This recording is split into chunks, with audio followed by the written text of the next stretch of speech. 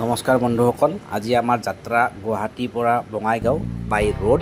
আমি ৰাজপথেৰে যাত্ৰা কৰিম গুৱাহাটীৰ পৰা বঙাইগাঁও। আৰু ৰাস্তা ঘাট কেনেকুৱা আৰু কি আমি পাওঁ বঙাইগাঁও যোৱাৰ সময়ত, এই বিষয়ে বিশদভাৱে আলোচনা কৰিম আমাৰ যাত্ৰা পথত।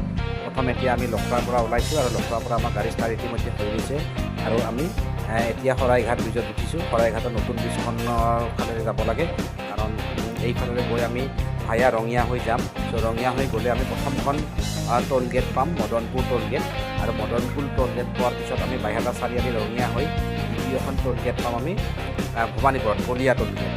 আৰু ব'লকচোন চাওঁ তেতিয়ালৈকে আমি কিমান সময় লাগে।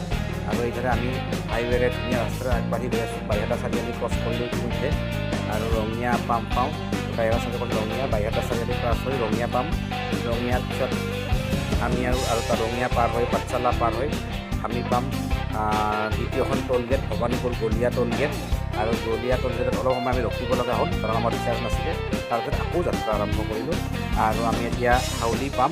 এতিয়া হাউলিৰ যে বিখ্যাত ৰাস, সেই ৰাসৰ কাষেৰে হাইৱেটো ওলাই গৈছে।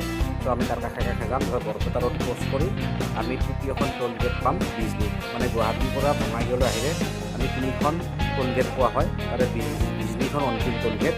তাৰপিছত খন্তেক সময়ৰ পিছতে আমি বঙাইগাঁও চহৰত প্ৰৱেশ কৰিলোঁ আৰু প্ৰৱেশ কৰি আমি ইতিমধ্যে নিজৰ কামত লাগি গ'লোঁ।